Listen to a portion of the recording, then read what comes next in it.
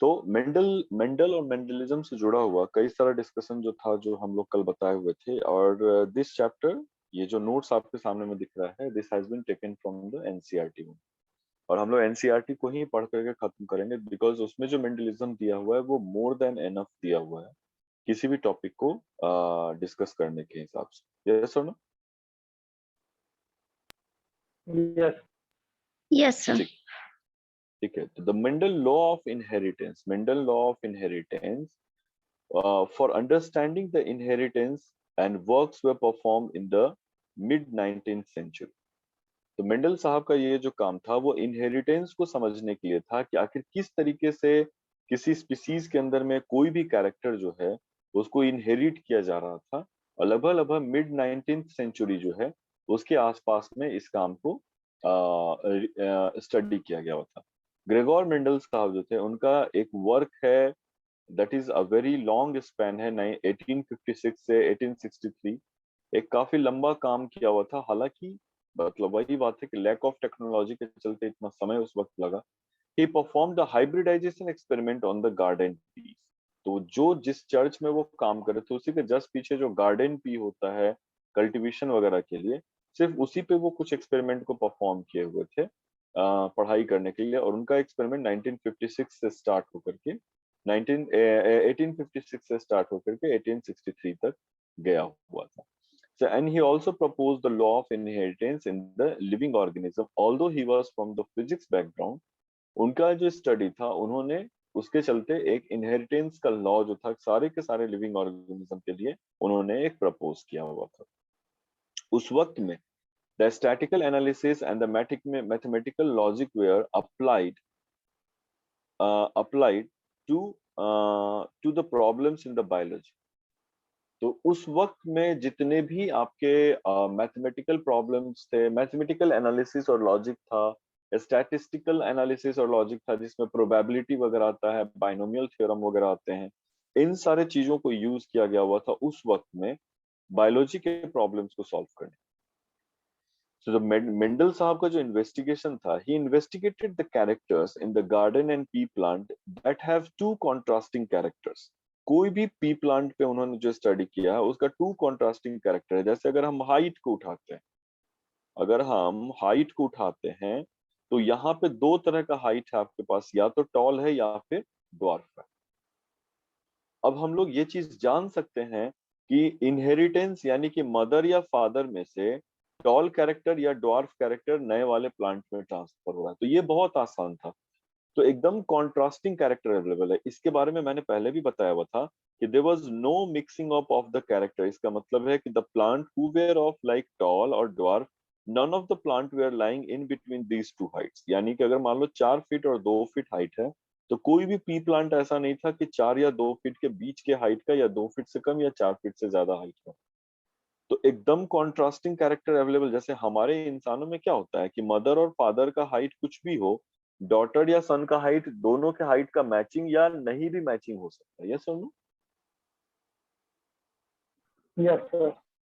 So that was completely opposite in the pea plants। They were having two contrasting characters, tall and dwarf। and यही जो कारण था contrasting character होने के चलते, वो स्टडी ऑफ इनहेरिटेंस में उनको हेल्प कर रहा था। अब जैसे फ्लावर कलर है, सॉरी सीड का कलर है, तो वो येलो और ग्रीन ग्रीन है, ये हाइट को दिखा रहा था, ठीक है। और वो सीड के कोट को दिखा रहा था, सीड कलर को दिखा रहा था कि येलो कलर के सीड्स हैं या फिर ग्रीन कलर के सीड्स हैं। तो इसका मतलब है कि येलो और ग्रीन के अलावा कोई भी ट्रांजिशन कलर्स जो है सीड में अवेलेबल नहीं। तो इसके चलते कोई भी कॉन्ट्रास्टिंग कैरेक्टर, जैसे अगर आप एक क्वाइन को उछालते हो तो या तो हेड आता है या फिर टेल आता है। There is nothing in between head and tail. Yes और नो? Yes sir. ठीक है। तो किसी भी डिसीजन को लेना, हाँ, किसी भी डिसीजन को लेना इज मच इजियर अगर आप हेड और टेल को टॉस करते हैं। तो ठीक उसी तरह से आप ये जो कॉन्ट्रास्टिंग कैरेक्टर है, इट वाज जस्ट लाइक, अभी के केस में मैं समझाने के लिए सिर्फ बोल सकता हूँ कि बिल्कुल हेड और टेल वाला सिचुएशन होता है। या तो टॉल होगा या ड्वार्फ होगा, या तो येलो होगा या फिर ग्रीन होगा, और कोई कलर अवेलेबल। तो इसी के चलते जो आपके मेंडल साहब थे, उनको इनहेरिटेंस के बारे में स्टडी करने में कहीं ज्यादा आसानी हो रही थी। नाउ इसके केस में एक और चीज हम लोगों ने पढ़ा था, दैट वाज ट्रू ब्रीड। और चूंकि हम लोग इसके पहले प्लांट फर्टिलाइजेशन के टॉपिक को कंप्लीट किए हुए हैं, तो ट्रू ब्रीड को समझना कहीं ज्यादा आसान हो जाएगा। पॉलिनेशन में हम लोगों ने अलग अलग तरह का पॉलिनेशन पढ़ा था ना, जिसमें क्रॉस पॉलिनेशन था और एक सेल्फ पॉलिनेशन था। यस और no? Yes, sir. Yes, sir. Pollination और एक था आपका सेल्फ पॉलिनेशन। अगर कोई प्लांट है जो काफी ये है, मतलब अगर टॉल प्लांट है या ड्वार्फ प्लांट है, और अगर उनमें सेल्फ पॉलिनेशन ही हो रहा होगा, सेल्फ पॉलिनेशन कहने का मतलब कि जितने भी जनरेशन्स हैं वो सिर्फ और सिर्फ टॉल प्लांट्स के ही होंगे, और पॉलिनेशन भी अगर हो रहा है तो वो टॉल प्लांट को ही प्रोड्यूस कर रहे होंगे। यस और नो? इसका सबसे अच्छा एग्जांपल क्या है कि मान लो एक प्लांट को हम लोग मेल मान लेते हैं और एक प्लांट को हम लोग फीमेल मान लेते हैं, और ये दोनों जो हैं वो आपके ऐसे फ्लावर हैं जिसमें मेल और फीमेल गैमिट एक पे ही पाया जा रहा है। तो थोड़ा बहुत देखने में आसानी होगी, ये एंथर जैसा लग रहा होगा और ये स्टिग्मा जैसा लग रहा होगा। यस और नो? Yes. Yes, ठीक sir. है। तो इस क्रॉसिंग में क्या हो रहा है कि एंथर से पॉलन ग्रेन निकल करके स्टिग्मा के ऊपर में चला जा रहा है, दैट इज सेल्फ पॉलिनेशन। तो ट्रू ब्रीड के क्या होते हैं, ट्रू ब्रीड के साथ में क्या हो रहा होता है कि जो आपके प्लांट्स होते हैं वो सेल्फ पॉलिनेशन वाले प्लांट होते हैं, यानी टॉल प्लांट का पॉलन ग्रेन फिर टॉल प्लांट के ही स्टिग्मा पे गिर रहा है। ठीक है। तो फिर जो उससे बनने वाले प्लांट है वो टॉल ही होंगे, फिर उनका भी ये होंगे जो आपके फ्लावर्स उसमें मेल और फीमेल गैमेट दोनों पाए जा रहे हैं, फिर से सेल्फ पॉलिनेशन होगा मेल और फीमेल के बीच में, तो उनसे बनने वाले भी फिर से सीड्स और प्लांट्स जो है वो टॉल प्लांट के लिए ही होंगे। यस और Yes, sir. Yes, sir. ठीक है। तो ट्रू ब्रीड के साथ कहा जाता है कि true breed line is one that has continuous self pollination, यानी ट्रू ब्रीड कहने का मतलब कि उनका जनरेशन या तो सिर्फ टॉल टॉल प्लांट्स का होगा या फिर सिर्फ ड्वार्फ और ड्वार्फ प्लांट्स का होगा। इन टर्मिनोलॉजी को जानना जरूरी है before we start discussing what was happening in the Mendelian hypothesis और मेंडेलियन एक्सपेरिमेंट्स। तो 14 ट्रू ब्रीडिंग पी प्लांट को निकाला गया है, वेराइटीज को जिनको सेलेक्ट किया गया था, और इनमें क्या होता है कि 7 कैरेक्टर्स को उठाया गया। जैसे हाइट उठाया गया, तो टॉल और ड्वार्फ लिया गया। ठीक है। सीड का कलर उठाया गया, तो येलो और ग्रीन लिया गया। फ्लावर का कलर उठाया गया,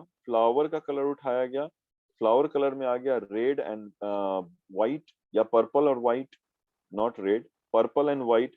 तो इस तरह से देखिए कि 7 कैरेक्टर हैं और हर कैरेक्टर का एक एक कॉन्ट्रास्टिंग कैरेक्टर है। तो टोटल 14 ब्रीड्स अवेलेबल है। यस और no? 7 into 2, Yes, Yes, sir. sir.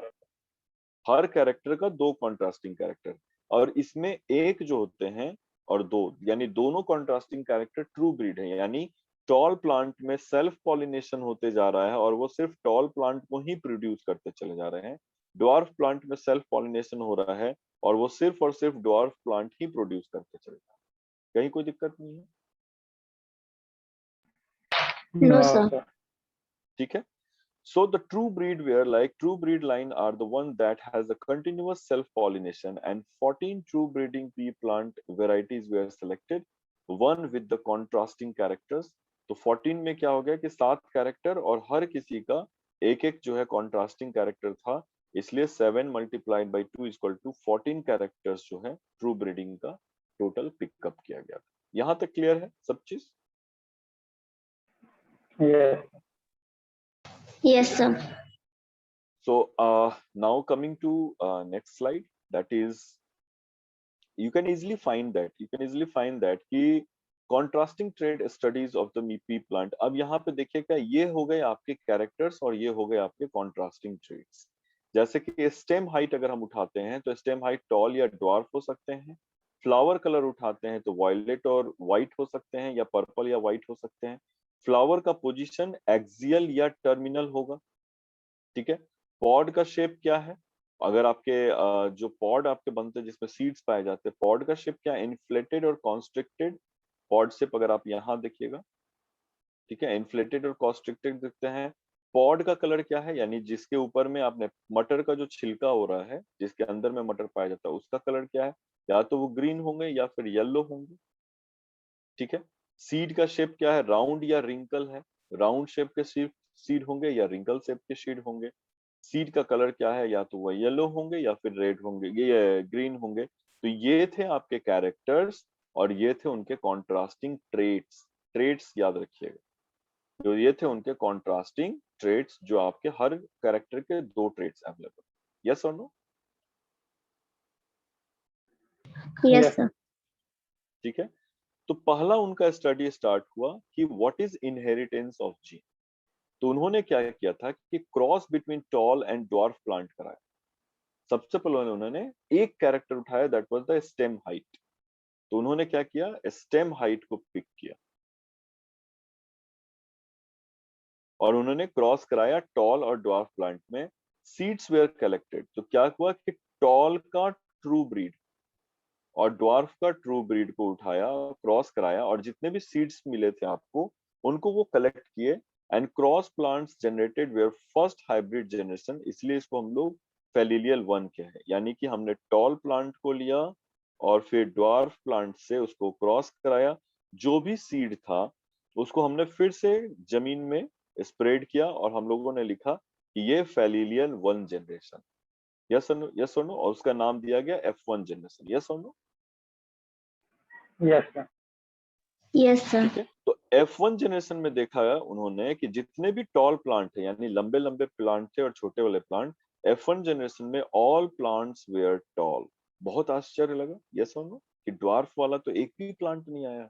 यानी अगर 4 फीट और 1 फीट का प्लांट था, तो सारे के सारे प्लांट 4 फीट के थे, 1 फीट का कोई था ही नहीं। क्लियर है? Yes, Yes, sir. sir. ठीक है। इस एक्सपेरिमेंट में उन्होंने क्या किया हुआ था कि टॉल प्लांट है और ड्वार्फ प्लांट, हम लोग चूंकि वो ट्रू ब्रीड का उठाए हुए थे, तो टॉल प्लांट का 2 प्लांट उठाया, टॉल प्लांट का भी 2 प्लांट उठाया।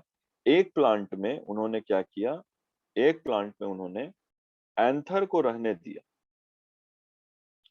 और दूसरे जो टॉल प्लांट का एंथर रहने दिया और दूसरे जो ड्वार्फ प्लांट था उसके स्टिग्मा को रहने दिया।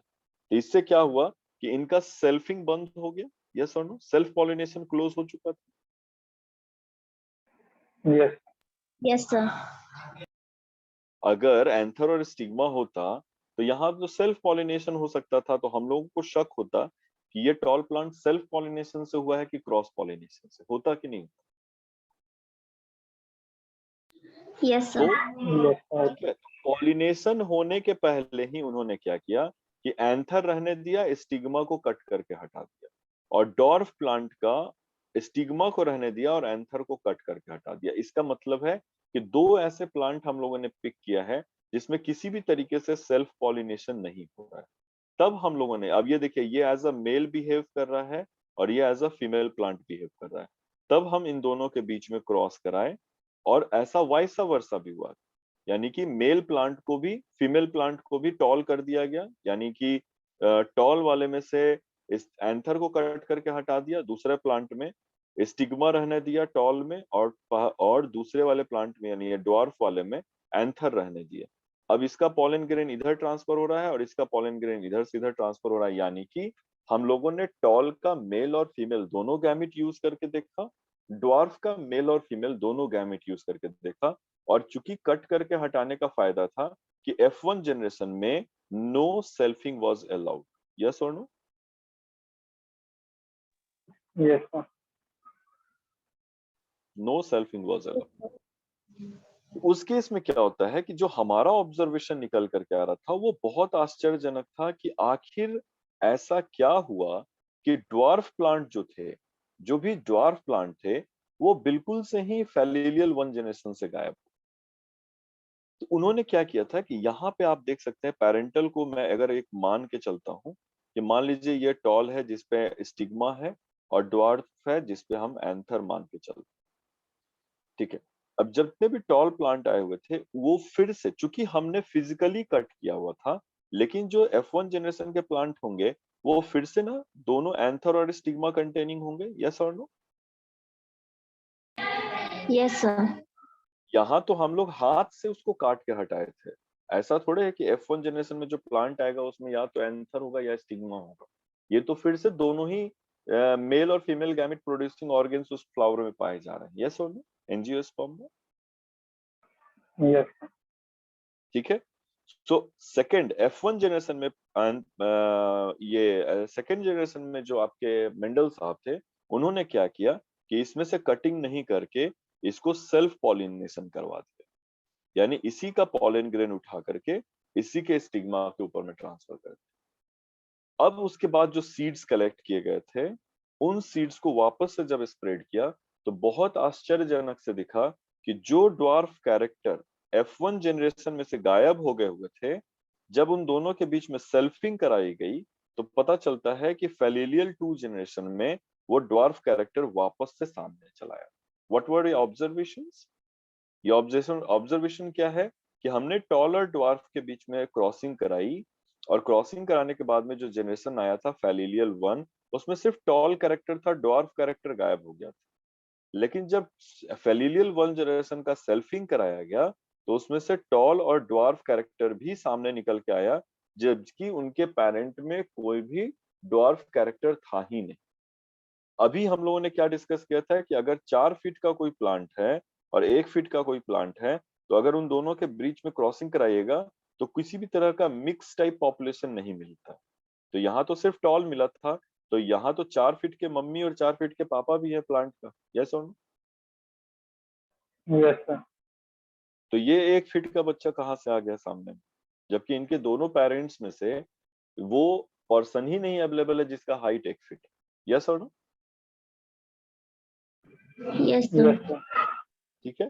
तो अब इसको इसके सॉल्यूशन को मत ढूंढो, do not try to find the solution कि आखिर यहाँ से क्या हुआ है। What I am trying to draw your attention towards, आप ये देखो कि मेंडल साहब बेचारे फिजिक्स के, उनको ये ऑब्जर्वेशन मिल रहा है और वो किस तरीके से इसके कंक्लूजन पे आते हैं कि ये वेरिएशन आखिर क्रिएट कैसे हो रहा है, यस और no? Yes, sir.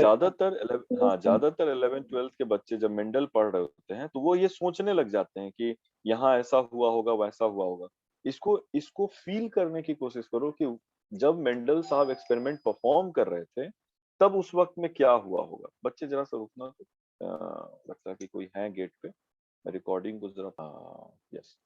So this is what I was saying कि बच्चे ज्यादातर ये सोचते हैं ना उस वक्त में कि आखिर इसका सॉल्यूशन क्या है या क्या हो रहा होगा। मेरा ये सजेशन होता है बच्चों को कि तो ये इमेजिन करो कि मेंडल साहब उस वक्त में ये ऑब्जर्वेशन को कैसे सॉल्व किए होंगे, ठीक है?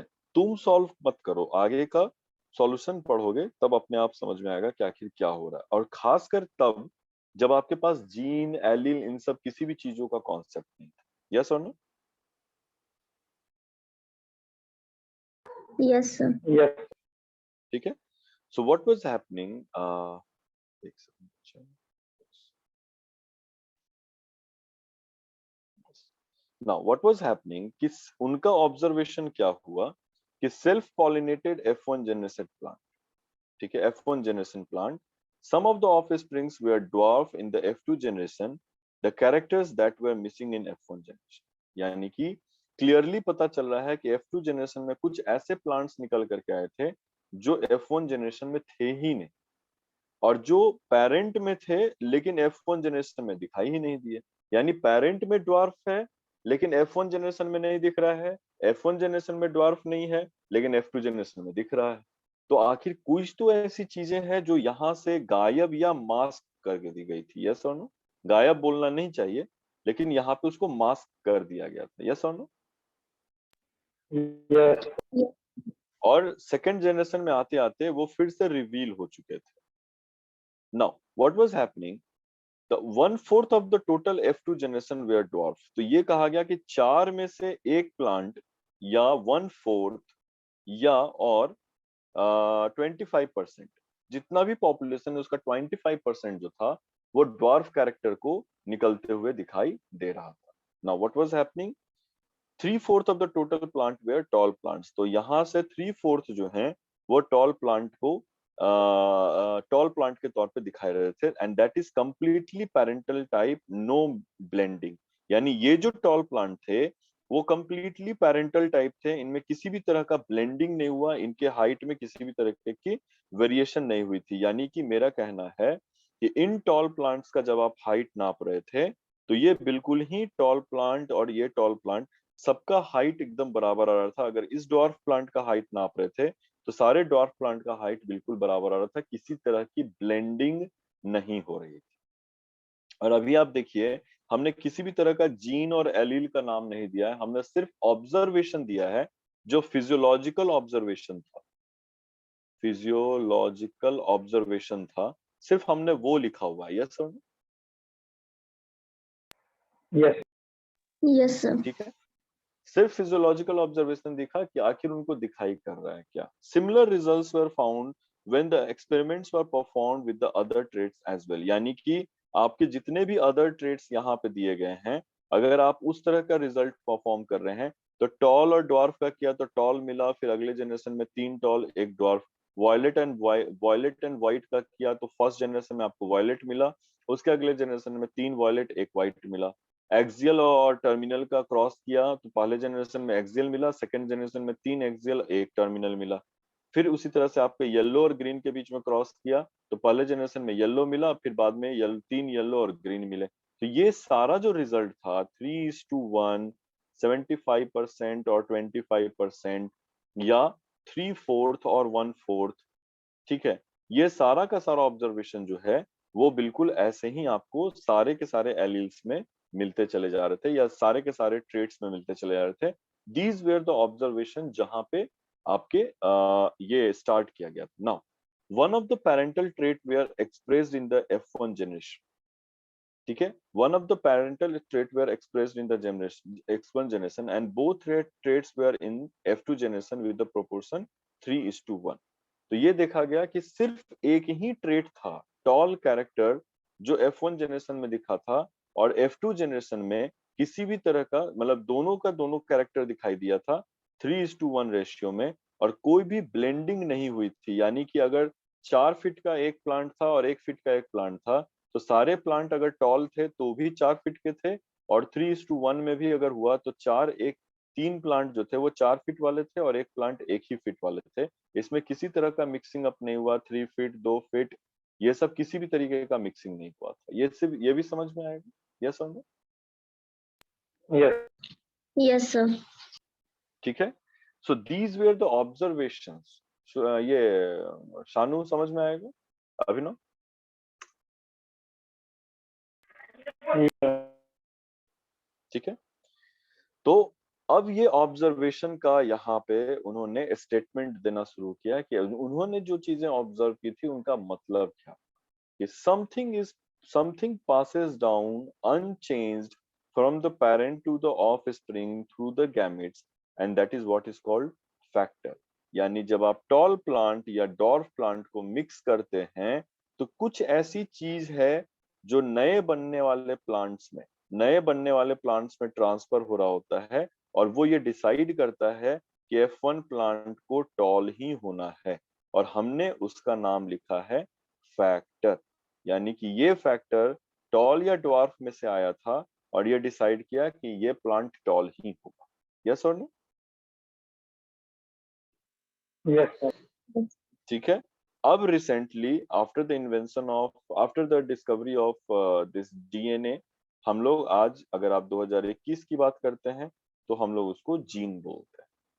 यानी जिसको मेंडल साहब फैक्टर लिखे थे, just imagine about the person whose name was Mendel, कि वो अपने टाइम में, जिनको डीएनए जीन का कोई कॉन्सेप्ट नहीं, उन्होंने उस वक्त लिखा था कि एक फैक्टर है जिसको ट्रांसफर किया जा रहा है, और ये फैक्टर जो होता है वही डिसाइड करता है कि प्लांट टॉल होगा कि ड्वार्फ होगा, येलो होगा या ग्रीन होगा। आज हम लोग उसको जीन बोलते हैं।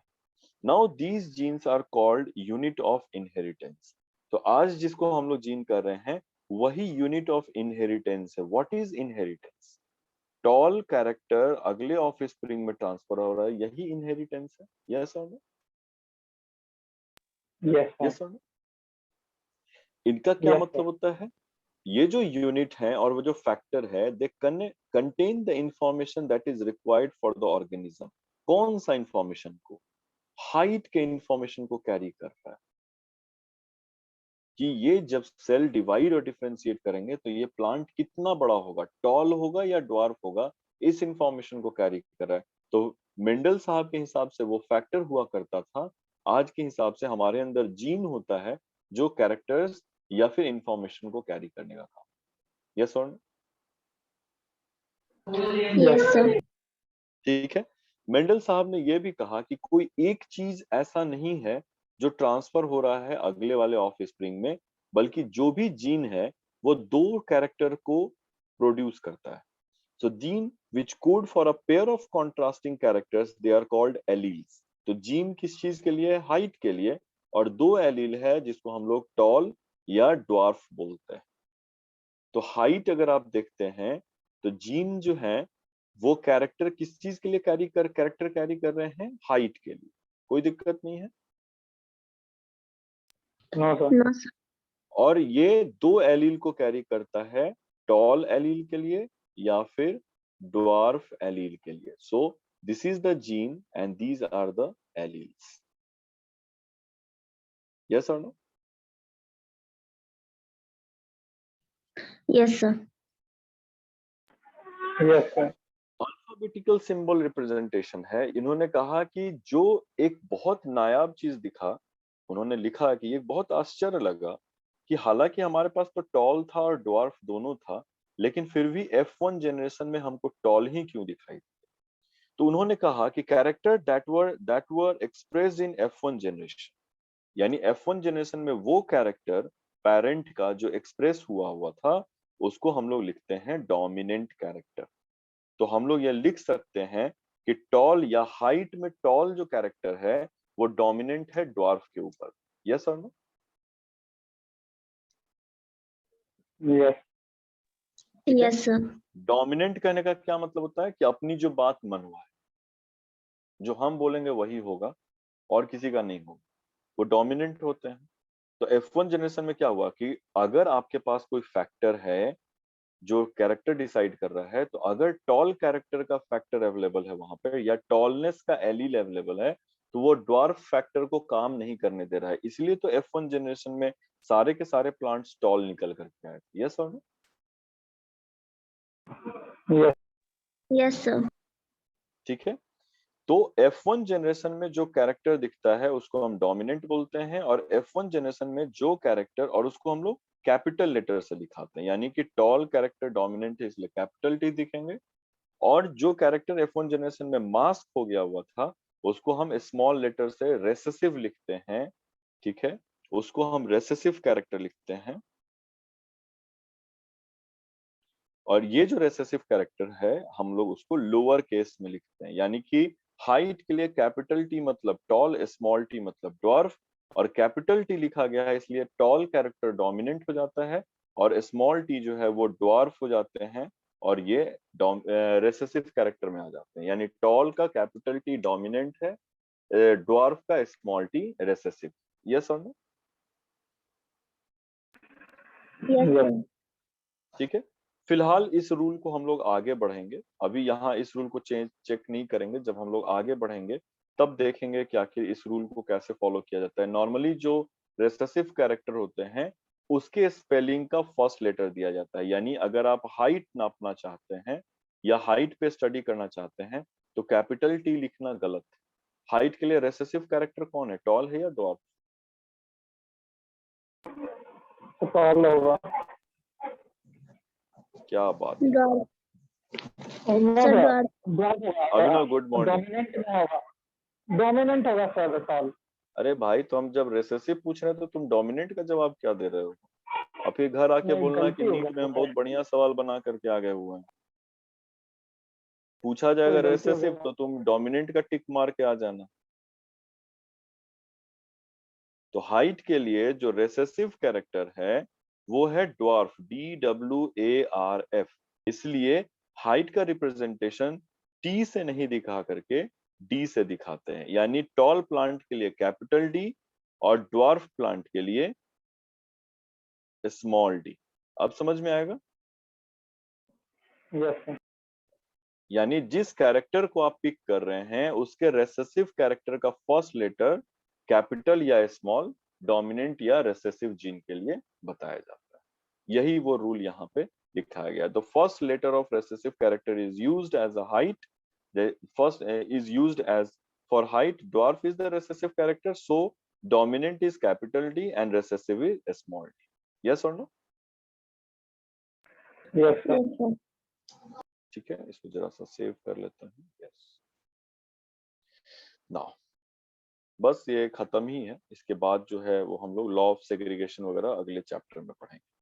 सो if the alleles are similar, यानी इस केस किसी भी केस में अगर एलील्स सिमिलर हैं, यानी कि टॉल कैरेक्टर जो होते हैं ना वो दो तरीके से डिनोट किया जा सकता है, कैपिटल डी और कैपिटल डी स्मॉल डी। ये दोनों ही टॉल बनाएंगे, क्योंकि अगर कैपिटल डी है तो टॉल तो होगा ही, कैपिटल डी और स्मॉल डी है तो ये स्मॉल डी का प्रेजेंस को मास्क कर दिया जाता है by the dominant character. Yes और नो? Yes. ठीक है। Yes, sir. तो अगर किसी कैरेक्टर के लिए जो एलील्स हैं अगर वो दोनों सेम एलील है तो उसको हम लोग होमोजाइगोट्स बोलते हैं, कैपिटल टी स्मॉल टी। अगर ये दोनों एलील डिसिमिलर हैं तो हम लोग उसको हेटेरोजाइगोट बोलते हैं, दैट इज कैपिटल डी और स्मॉल डी। तो यहाँ जो होमोजाइगोट है वो कैपिटल डी और स्मॉल डी ये होमोजाइगोट को रिप्रेजेंट करेगा, जबकि कैपिटल डी स्मॉल डी जो है वो हेटेरोजाइगोट को रिप्रेजेंट करता है। ठीक है। तो मोनोहाइब्रिड क्रॉस एक और टर्म यूज किया गया है, monohybrid cross, the cross between the genes containing one character. अगर आप सिर्फ हाइट को पढ़ने के लिए, if you want to study the height only, और आप सिर्फ कैपिटल डी और स्मॉल डी के बीच में क्रॉसिंग करा रहे हैं तो हम लोग इसको मोनोहाइब्रिड क्रॉस कहते हैं। अब दो कैरेक्टर को उठाओगे तो डाई हाइब्रिड क्रॉस है, तीन कैरेक्टर को उठाओगे तो ट्राई हाइब्रिड क्रॉस है, जिसको हम लोग आने वाले क्लासेस में देखते चले जाएंगे। यहाँ तक स्टडी हो जाएगा।